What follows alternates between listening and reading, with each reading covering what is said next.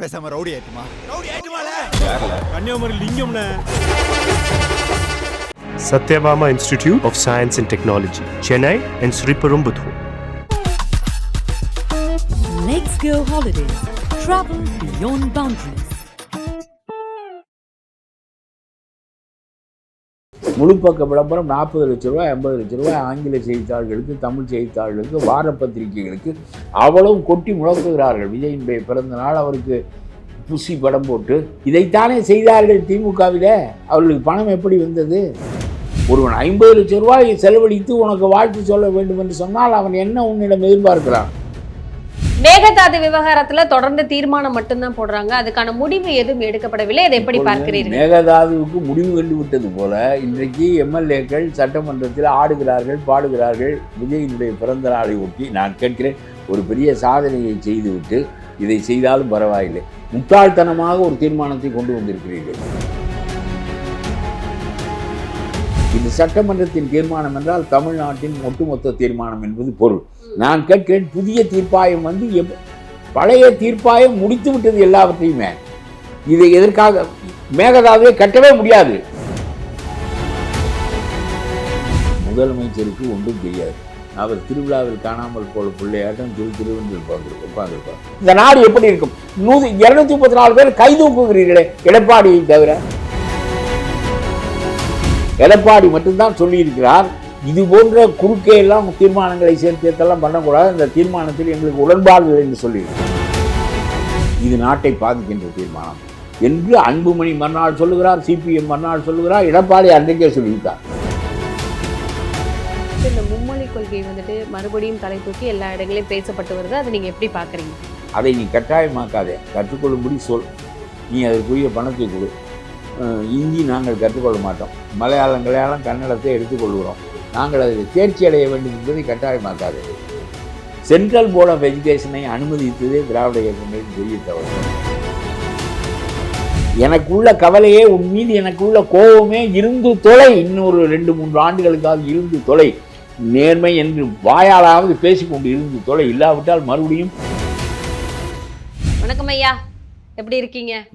So இன்னைக்கு நம்மளோட CM அவர்களது பிறந்தநாள் வாழ்த்து எல்லா பேப்பர்களிலும் எல்லா பத்திரிகைகளிலும் முழு பக்கமாக வந்திருக்கு. அதை எப்படி பாக்குறீங்க நீங்க?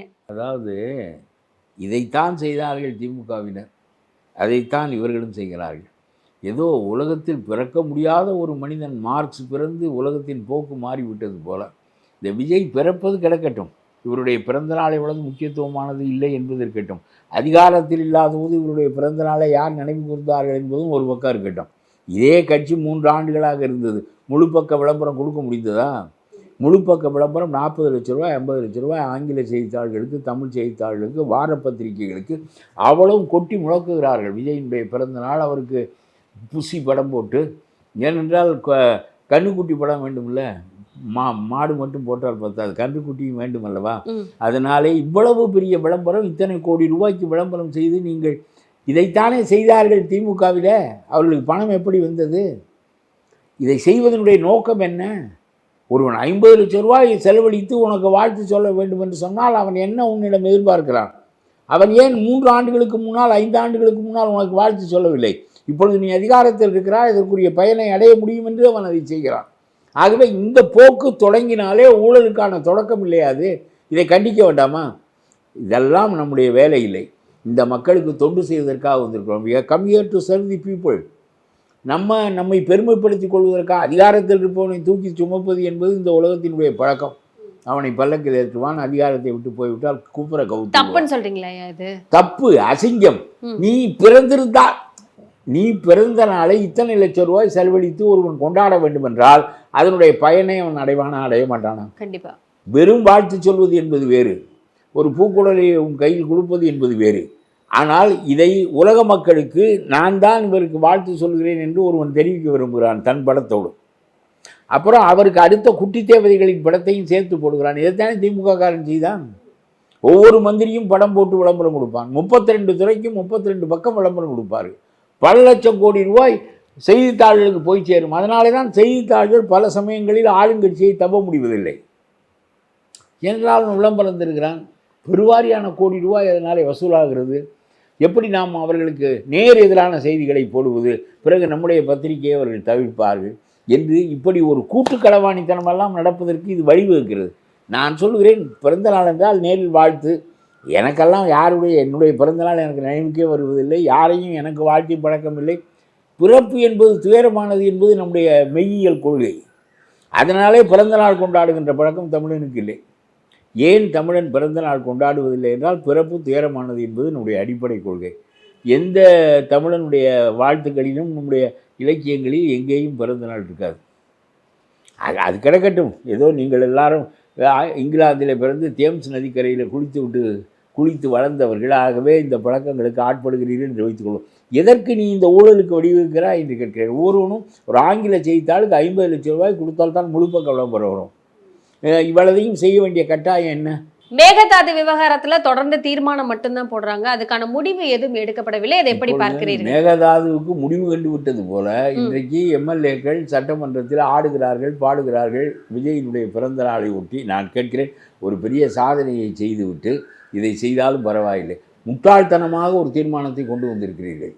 முட்டாள்தனமாக மேகதாதுவுக்கு இன்னொரு தீர்ப்பாயம் வேண்டும், புதிய தீர்ப்பாயம் வேண்டும் என்று ஒரு தீர்மானத்தை இவர் ஸ்டாலின் மகன் கொடுக்க, எதிர்க்கட்சி தலைவர் கொடுக்க, அதை உடனடியாக அவர் ஏற்றுக்கொள்ள, அது தீர்மானமாக அத்தனை பேரும் கைதூக்க, இது சட்டமன்றத்தின் தீர்மானம் என்றால் தமிழ்நாட்டின் ஒட்டுமொத்த தீர்மானம் என்பது பொருள். நான் கேட்கிறேன், புதிய தீர்ப்பாயம் பழைய தீர்ப்பாயம் முடித்து விட்டது எல்லாவற்றையுமே. நமக்கு ஜூன் மாதம் எவ்வளவு நீர், ஜூலை மாதம் எவ்வளவு நீர், ஆகஸ்ட் மாதம் எவ்வளவு நீர் தருகிறாயா இல்லையா, தராவிட்டால் நாங்கள் போவதற்குரிய இடம் நீர் ஆணையம், வாட்டர் கமிஷன். இதுதான் இனிமேல் வேலையே தவிர இனிமேல் புதிய தீர்ப்புக்கு வேலை இல்லை. வாட்டர் கமிஷன் செய்ய வேண்டிய முடிவுகள் எதுவும் இல்லை. இந்த முட்டாள்கள், கன்னடத்தில் இருக்க முட்டாள்கள் வரைவு படம் ஒன்று தயாரித்து அங்கு கொண்டு போய் கொடுக்குறார்கள். எதுக்கு வரைவு படம்? கட்டடம் கட்டுவதென்றால் வரைவு படம் வேண்டும். எப்படி நீ கட்டுவாய்? இதற்கு வரைவு படம் கொண்டு வர சொல்லி எப்படி அந்த வாட்டர் கமிஷன் சொல்லலாம்? இதில் மோடி அரசியல் செய்வாரனால் ரொம்ப அசிங்கமான அரசியல் நான் சொல்லுகிறேன். இதை எதற்காக? மேகதாதுவை கட்டவே முடியாது. காவிரியை பற்றிய எல்லா தீர்மானங்களும் முடிவாகி பல ஆண்டுகள் ஆகிவிட்டன. அம்மா காலத்திலேயே இந்த தீர்ப்பு வந்து விட்டது. எவ்வளவு தண்ணீர் அதிலே மொத்தம், பஞ்ச காலத்தில் எவ்வளவு நீர், மழை காலத்தில் எவ்வளவு நீர், பெருக்க காலத்தில் எவ்வளவு நீர் எல்லாம் முடிவு செய்யப்பட்டிருக்கிறது. அதனுடைய சராசரி ஒவ்வொரு மாதமும் கொடுக்கப்பட வேண்டிய நீர், பஞ்ச காலத்தில் எவ்வளவு, வளமான காலம் எல்லாம் முடிவு செய்யப்பட்டிருக்கு. மாதம் மாதம் கொடுப்பதை தவிர இனிமேல் உனக்கு எந்த வேலையும் இல்லை. எந்த தண்ணீரிலும் மாற்றம் செய்ய முடியாது. எந்த அணையும் எந்த தடுப்பும் கட்ட முடியாது. எதுவுமே செய்ய முடியாது. எல்லாமே நாம் இனிமேல் இருப்பதை தீர்ப்பாயம் சொன்ன தீர்ப்பின்படி நடத்துவதற்கு கடமைப்பட்டிருக்கிறோமே தவிர வேறு எதுவும் செய்ய முடியாது. நீ செய்யாவிட்டால் நாங்கள் போராடுவோம். நான் சொல்லுகிறேன், இதை ஒரு முதலமைச்சருக்கு ஒன்றும் தெரியாது. அவர் திருவிழாவில் காணாமல் போன பிள்ளையாட்டம் திருவென்று உட்கார்ந்துருப்பார். அதுக்கு என்ன காரணம்? திகைப்பு. ஏன் எதுவும் தெரியாதுன்னு சொல்றீங்க? திகைப்பு. இந்த பாருங்க, ஒரு எதிர்க்கட்சி தலைவர் அவர் சொல்லுகிறார், புதிய தீர்ப்பாயம் வேண்டும், நாங்கள் திமுகவிலேயே இது முடிவு செய்தோம், வேண்டும் என்று அவர் சொன்னோம். சரி, வைத்துக்கொள்வோம் என்று சொன்னால் அவருக்கும் புத்தி இல்லை, உனக்கும் புத்தி இல்லை என்று நான் சொல்கிறேன். ஏனென்றால், ஏன் இவ்வளவு கடுமையான சொற்களை நான் பயன்படுத்துகிறேன் என்றால், தமிழ்நாடு பாதிக்கப்படுகிறது. 7.5 கோடி மக்களும் பாதிக்கப்படுகிறார்களுடைய புதிய தீர்மானத்தால். இன்னும் எப்பொழுது புதிய தீர்ப்பாயம் வைத்து, எப்பொழுது புதிய முடிவுகள் எட்டி, எப்பொழுது இந்த விவசாயிகள் நன்மை பெறுவது, தமிழ்நாடு பாலைவனமாகாமல் எப்படி தடுப்பது? ஏதாவது புத்தி இருக்கிறதா என்று கேட்டால் கோவப்படுகிறீர்களே. ஒரு எதிர்கட்சி தலைவனுக்கு புத்தி இருக்க வேண்டும், இல்லாவிட்டால் ஆளுங்கட்சி தலைவனுக்கு புத்தி இருக்கும். 2 பேருக்கும் புத்தி இருந்தால் இந்த நாடு எப்படி இருக்கும்? 234 பேர் கைதூக்குகிறீர்களே எடப்பாடியை தவிர. எடப்பாடி மட்டும்தான் சொல்லியிருக்கிறார், இது போன்ற குறுக்கே எல்லாம் தீர்மானங்களை சேர்த்தெல்லாம் பண்ணக்கூடாது, இந்த தீர்மானத்தில் எங்களுக்கு உடன்பாடு என்று சொல்லியிருக்கார். வெளிநடப்பு பண்ணியிருக்காங்க அதிமுக. ஆமாம், அவர் சொன்ன பிறகு மறுநாள் முடித்து கொண்டு அப்புறம் தான் சிபிஎம்முக்கு இந்த விவரமே தெரிந்திருக்கிறது. நாமும் சேர்ந்து கையை தூக்கி இருக்கிறோம், இந்த அசிங்கத்தில் நமக்கும் பங்குண்டு என்று சிபிஎம்முக்கு அப்பொழுதுதான் புரிந்திருக்கிறது. மறுநாள் அறிக்கை வெளியிடுகிறார்கள், நீங்கள் இதற்கு தனி தீர்மானம் கொண்டு வந்திருக்க வேண்டும், பிறகு நாங்கள் அதை பற்றி பரிசீலனை செய்திருப்போம். இப்பொழுது அதாவது 2 முட்டாள்கள் சேர்ந்து கொண்டு இந்த காரியத்தை செய்து விட்டீர்களே. நான் ஏன் இவ்வளவு கடுமையான சொற்களை சொல்கிறேன் என்றால், நாட்டையே பாதிக்கின்ற தீர்மானம் அது என்பதை நான் சொல்லுகிறேன். இல்லாவிட்டால் உன்னை பற்றி எனக்கு யூ மே பி ஃபூலிஷ், ஆனால் அதை சொல்ல வேண்டிய தேவை எனக்கு இல்லை. ஆனால் ஏன் இவ்வளோ கடுமையாக நான் சொல்ல வேண்டியது இருக்கிறது என்றால், நாடு அதனாலே பால்வனம் ஆகிவிடும். ஒரு அரசாங்கத்துக்கு, நாட்டை ஆளுகிற முதல்வனுக்கு இந்த இந்த இந்த பிரச்சனை குறித்தே தெளிவில்லை. இருந்தால் என்ன சொல்லியிருப்பார்? எதற்காக எதற்கு எதிர்க்கட்சி தலைவர் கேட்கிறார்? எதிர்க்கட்சி தலைவர் பார்த்து படிக்கிறார். எவன் எழுதி கொடுத்ததே பார்த்து படிக்கிறார். ஆகவே நாங்கள் இதை தேவையில்லை, நமக்கு பழைய தீர்ப்பாயத்தின் முடிவுகளின்படியே நாம் நம்முடைய உரிமையை பெறுவோம் என்று சொல்ல வேண்டிய முதலமைச்சர் இல்லை அதை செய்து விடுவோம் என்று சொன்னால் அவரை தடை கொடுக்க நினைக்கிறார். நீ நானே இணக்கமாக இருப்போம், ஒரு மோதல் வேண்டாம். அவருக்கு மோடியோடு மோதல் வேண்டாம், இவரோடு மோதல் வேண்டாம், யாரோடும் மோதல் வேண்டாம். எப்படி நீ அரசியல் நடத்துவாய்? வெவ்வேறு கட்சியாக இருக்கிறானே, உன்னுடைய கட்சிக்காரனோடு வேண்டுமானால் மோதல் இல்லாமல் இருக்கலாம். நீ சொன்னாய் கை தூக்கி விட்டான். எவனாவது ஒருவன் யோசிக்க வேண்டாமா? நான் இந்த பாமக மறுநாள் சொல்லுகிறதே, இதை முதல் நாள் அவருடைய மனைவியிடம் சொல்லி இந்த தீர்மானம் வரப்போகிறது, இந்த தீர்மானத்தை பற்றி நம்முடைய முடிவு இது என்று தன்னுடைய மனைவிக்கு அன்புமணி சொல்லியிருக்க வேண்டாமா?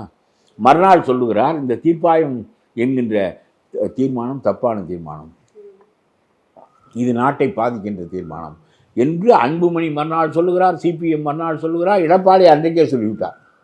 அந்த சட்டமன்றத்திலேயே சொல்லிவிட்டு அவர் வெளியே போய்விட்டார். ஆகவே உங்களை விட அவர் கூர்மையாக இருக்கிறாரே, அது பாராட்டத்தக்கது தானே. ஆக இத்தனை கட்சிகளும் சேர்ந்து கை தூக்குகிறீர்களே, ஐயுஎம்எல், சிபிஎம், சிபிஐ அவ்வளவு பேரும் கை தூக்குகிறாய். பாமக, அப்புறம் இந்த தேமுதிக, என்னென்னமோ கட்சிகள் எல்லாம் வாய்க்குள் பேரும் வருவதில்லை. இவர்களெல்லாம் சேர்ந்து கையை தூக்கி ஒரு மனதாக இந்த தீர்மானம் நிறைவேற்றப்படுகிறது என்று சொன்னால், நான் சொல்கிறேன், இந்த தீர்மானத்தினுடைய அடிப்படையில் முடிவு செய்து புதிய தீர்ப்பாயம் அமைப்பது என்று அறிவித்து விட்டால் என்ன செய்வாய்?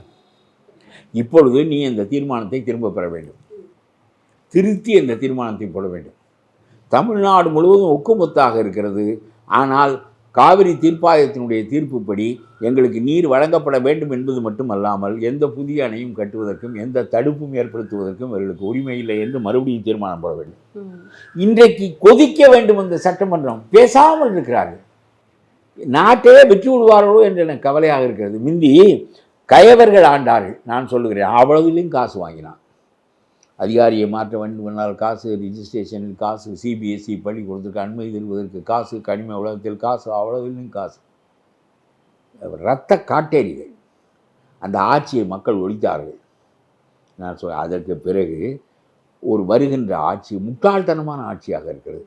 நான் சொல்கிறேன், அயோக்கியர்கள் போனார்களே என்று கருதினால் முட்டாள்கள் வருகிறார்களே என்கின்ற நிலை ஏற்படக்கூடாது. நான் சொல்கிறேன், உன்னுடைய செயலை வைத்து நான் சொல்லுகிறேனே தவிர உன்னுடைய அறிவை குறைத்து மதிப்பிட வேண்டும் என்பது என்னுடைய கருத்து இல்லை.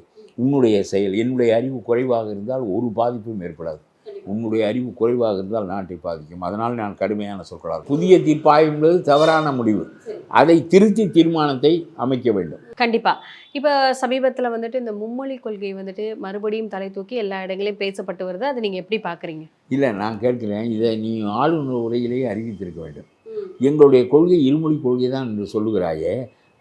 சிபிஎஸ்சியில் இப்போ புதிதாக வந்திருக்கிறது மும்மொழி கொள்கை. ஏற்கனவே தேசிய கல்விக் கொள்கை என்று ஒன்றை வைத்தார்கள். அதிலே அவர்கள் ஒன்று கொஞ்சம் நீக்கு போக்கோடு சொன்னார்கள், இந்திய மொழிகளில் மூன்றாவதாக ஒன்றை கற்றுக்கொள்ளலாம் என்று சொன்னார்கள்.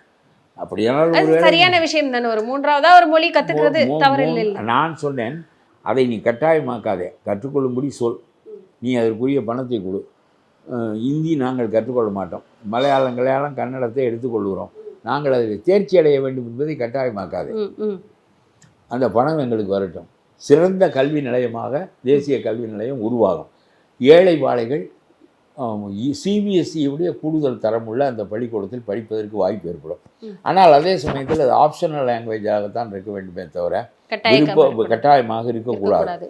ஆனால் அவர்கள் ஒப்புக்கொள்ளவில்லை. அது 3 மொழியும் கட்டாயம் என்று சொன்னார்கள். ஆகவே அந்த பணத்தை அவர்கள் தரவில்லை. இவர்கள் கேட்டுக்கொண்டே திரிகிறார்கள். ஒரு திட்டத்திற்காக போடப்பட்ட பணத்தை அந்த திட்டம் நிறைவேறாமல் தரமாட்டார்கள்.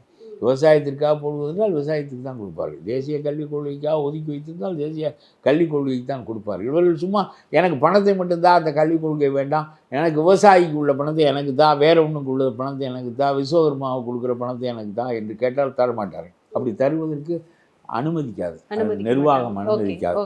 அது ஒரு பக்கம் இருக்கட்டும். இப்பொழுது சிபிஎஸ்சி பள்ளிக்கூடம் சென்ட்ரல் போர்ட் ஆஃப் எஜுகேஷனை அனுமதித்ததே திராவிட இயக்கங்களின் பெரிய தவறு. தமிழ்நாட்டில் எங்களுக்கு கல்வியும் மருத்துவமும் தமிழ்நாட்டை சேர்ந்தது. ஆகவே நாங்கள் இங்கே இலவசமாக கல்வியை கொடுக்குறோம். அதுபோக இங்கே மெட்ரிக் ஸ்கூல்கள் இருக்கின்றன, அதனுடைய பாடத்திட்டங்களை நாங்கள் கட்டுப்படுத்துகிறோம். சில பேர் மேட்டுக்குடி மக்கள் இந்த எங்களுடைய சாதாரண மக்களோடு சேர்ந்து படிப்பதை குறைவாக கருதுகிறார்கள். இவர்கள் ஏதோ தேம்ஸ் நதிக்கரையில் பிறந்து வளர்ந்தவர்கள் போல, இவர்கள் தான் சாக்கடைக்கு பக்கத்தில் பிறந்து வளர்ந்தவர்கள் போல குறைவாக நினைக்கிறார்கள். அப்படி இருக்கின்றவர்களுக்கு மெட்ரிக் ஸ்கூல், அதிலேயும் தமிழும் ஆங்கிலம் தான் என்ற கொள்கை இருக்கிறது. சிபிஎஸ்சி பள்ளிக்கூடத்துக்கு இங்கே என்ன வேலை?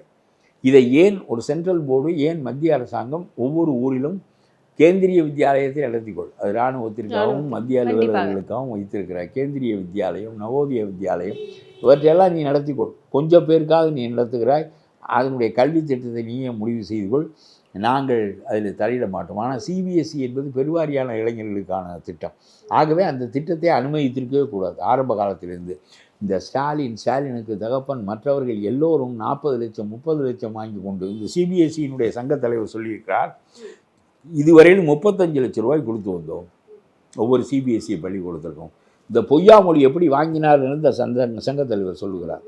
இதற்கென்று ஒரு கட்டடம் பிடித்து வைத்திருந்தார்கள், அதுக்கென்று சில உறுப்பினர்களை அவர்கள் ஒதுக்கி வைத்திருந்தார்கள்.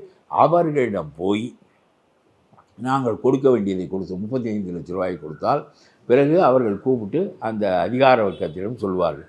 பிறகு அதிகாரிகள் இதற்கு அனுமதி கொடுப்பார்கள். இப்படித்தான் இதுவரை நடந்து வந்தது.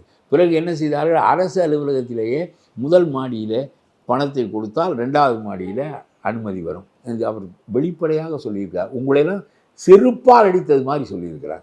உங்களெல்லாம் மூஞ்சியில் நரகளை விட்டு அடித்தது மாதிரி சொல்லியிருக்கிறார். நீங்கள் எப்படி ஆண்டீர்கள் என்பதற்கான சாட்சி எங்கள் இப்பொழுது வெளிவருகின்றன. இதுவரை நாங்கள் பேசினோம், அரசியல்வாதிகள் தான் பேசினார்கள். இப்பொழுது கொடுத்தவனாலாம் பேசுகிறான். 35 லட்சம் ரூபாய் கேட்டார்கள். அரசு அலுவலகத்திலேயே இதுக்கு ஒரு தளம் அமைத்து கொண்டார்கள். பொய்யாமொழி இந்த வேலையை தான் செய்து கொண்டிருந்தார். இது என்ன அசிங்கம்? பொய்யாமொழி செய்தார், செந்தில் பாலாஜி செய்தார், பொன்முடி செய்தார், ஏவா வேலு செய்தார். எவன் செய்யவில்லை? ஒரே ஒரு யோக்கியனை, உன்னுடைய 30 மந்திரியில் ஒரே ஒரு யோக்கியனை நீ காட்டு, ஒரே ஒரு யோக்கியனை நீ காட்டு. எங்களுடைய ஆட்சியில் எல்லாரும் கொள்ளையடித்தார்கள், கொள்ளை அடிக்காதவன் ஒன்று இருக்கிறான் என்று காட்டு. இவ்வளவு கேவலமான ஆட்சி. மக்கள் நொந்து போய் உன்னுடைய ஆட்சியை மாற்றினார்கள். எனக்குள்ள கவலையெல்லாம் என்ன என்றால், இந்த முட்டாள்தனமான ஆட்சியின் காரணமாக நீ திரும்ப வந்து விடுவாயோ என்பதுதான் எனக்கு கவலை. இவர்கள் இந்த பாருங்கள், இந்த சிபிஎஸ்சி பள்ளிக்கூடத்தை சேர்த்திருக்க வேண்டும் ஆளுநர் உரையில். எதற்காக நீ இந்தியை திணிக்கிறாய்? நான் பிரெஞ்சு படிப்பேன், ஜெர்மன் படிப்பேன், என்னுடைய பிள்ளைகளுக்கெல்லாம் உலகத்தரத்தில் வேலை வேண்டும் என்று நாங்கள் விரும்புகிறோம். எங்களுடைய கல்வியை உலகத்தரமாக்கி கொள்ள முயல்கிறோம். கேம்பிரிட்ஜையும் ஆக்ஸ்போர்டும் அதனுடைய கிளையையும் இந்தியாவுக்கு கொண்டு வர போகிறார்களாம். எனக்கு தெரியவில்லை, அவன் 8/74 என்று சொல்லிக் கொடுப்பான் போல் இருக்கிறது. ஆக்ஸ்போர்டில் 8/64 என்று சொல்லாமல் 8/74 என்று சொல்லிக் கொடுப்பான் போல் இருக்கிறது. கேம்பிரிட்ஜ் தான் ஆக்ஸ்போர்டு. GOAT கோட் என்று தானே ஆக்ஸ்போர்டுன்னு சொல்லுவாய். அப்புறம் என்ன பெரிய ஆக்ஸ்போர்ட்லேருந்து வந்து கிழிக்கிறார்? என்ன அவ்வளவு பேரும் ஆக்ஸ்போர்ட்லையா படித்தான்? உலக சிந்தனையாளர்கள்லாம் ஆக்ஸ்போர்ட்லையா படித்தான்? ராஜாஜி ஆக்ஸ்போர்ட்லையா படித்தார்? கேம்பிரிட்ஜிலையா படித்தார்? இந்த பானாசபுரம் பெரிய வெளிநாட்டில் படித்து விட்டு வந்ததை பெரிய பெருமையாக வைத்துக் கொள்வார். வெளிநாட்டில் படித்து விட்டு வந்து ஈழத்தமிழர்களை அடகு வைத்தா, 100 நாள் கரப்ஷனுக்காக ஜெயிலுக்கு போயிட்டு வந்தா, இதுக்கு என்ன கேம்பிரிட்ஜில் போய் படிக்கிறேன்? அது ஒரு பக்கம் கிடக்கட்டும். இந்த சிபிஎஸ்சியில் இந்தி 3வது மொழியாக இருக்க கட்டாய மொழியாக ஆகிவிட்டது. முன்பு ஆப்ஷனலாக இருந்தால் அதை பற்றி பேச்சில்லை. நாங்கள் பிரெஞ்சு படிப்போம், ஜெர்மன் படிப்போம், ஜப்பானிய மொழி படிப்போம், சீன மொழியும் கூட படிப்போம். எங்களுக்கு தேவை என்றால், எங்களுக்கு எங்கே வேலை கிடைக்குமோ அந்த மொழியை படிப்போம். பிறகு விட்டு விடுவோம். நீ உத்தரப்பிரதேசத்தில் நாங்கள் வேலைக்கு வரப்போவதில்லை, அங்கே இருக்கிறவனாலும் இங்கே வேலைக்கு வந்து கொண்டிருக்கிறோம். ஆகவே இது தவறான திட்டம், நாங்கள் இதை எதிர்க்கிறோம் என்று உன்னால் ஆளுநர் உரையில் சொல்ல முடியவில்லை. சும்மா பொத்தாம்பதுவாக இந்தியை எதிர்க்கிறோம் என்று சொல்வதே பொருள் இல்லை. சிபிஎஸ்சி பள்ளிக்கூடத்துக்கு இனிமேல் அனுமதி கொடுக்காது தமிழ்நாடு என்று சொல்ல வேண்டும். இனிமேல் புதிய மாணவர்களை நீ சேர்க்கக்கூடாது. சேர்த்த மாணவர்கள் வரையிலும் பழைய திட்டத்தின்படி படிப்பார்கள் இந்தி இல்லாமல். புதிய மாணவர்கள் இந்தி படிக்க வேண்டிய கட்டாயத்தின் காரணமாக அந்த பள்ளிக்கான அனுமதியை தமிழ்நாடு அரசு வழங்காது. சொல்லு. சும்மா திருவென்று திருவிழாவில் காணாமல் போன பிள்ளையாட்டம் முடித்து கொண்டே முதலமைச்சர் பதவியில் இருந்து இந்த நாட்டினுடைய முக்கியமான எல்லாவற்றிலும் கோட்டை விட்டு போய்விடுவாயானால் அதனுடைய விளைவு தமிழ்நாட்டை பெரிதாக பாதிக்கும். நான் எனக்குள்ள கவலை நீ போக வேண்டும் என்பது அல்ல, நீ இருந்து தொலை, இல்லாவிட்டால் அவன் வந்து விடுவான், அந்த ஓநாய்கள் வந்து விடும். நீ இருந்து தொலை, ஆண்டு தொலை, அறிவோடு ஆண்டு தொலை, இல்லாவிட்டால் அந்த ஓநாய்கள் மீண்டும் திரும்பி வந்து சிபிஎஸ்சிக்கு 35 லட்சம் கேட்கும். பொய்யாமொழிகள் மந்திரிகளாக ஆவார்கள். புரிகிறதா? ஆகவே செந்தில் பாலாஜிகளும் பொய்யாமொழிகளும் பொன்முடிகளும் மந்திரிகளாக ஆகாமல் இருப்பதற்காவது நீ இருந்து தொலை. இருந்து தொலைத்து அறிவுள்ளவனை வைத்துக் கொண்டு அவனிடம் கேட்டு விட்டால் அரசியல் நடத்து. லா அண்ட் ஆர்டரை பொறுத்த வரைக்கும் முதலமைச்சர் எந்த பதிலும் சொல்ல மாட்டேறாரு. அமைச்சர்களை தான் பதில் சொல்றாங்க. முதலமைச்சர் அமைதியா இருக்கிறாரு. லா அண்ட் ஆர்டர், அதாவது நான் என்ன சொல்கிறேன் என்றால், அவர் எதற்கும் பதில் சொல்ல மாட்டார். எதற்கு பதில் சொன்னாலும் மாட்டிக்கொண்டு விடுவோமோ என்று பயப்படுவார். என்ன, அவரும் பார்த்து படிக்கிற முதலமைச்சரும் பார்த்து படிக்கிற எதிர்க்கட்சி தலைவர்களும் நம்முடைய நாட்டுக்கு அமைந்திருக்கிறார்கள்.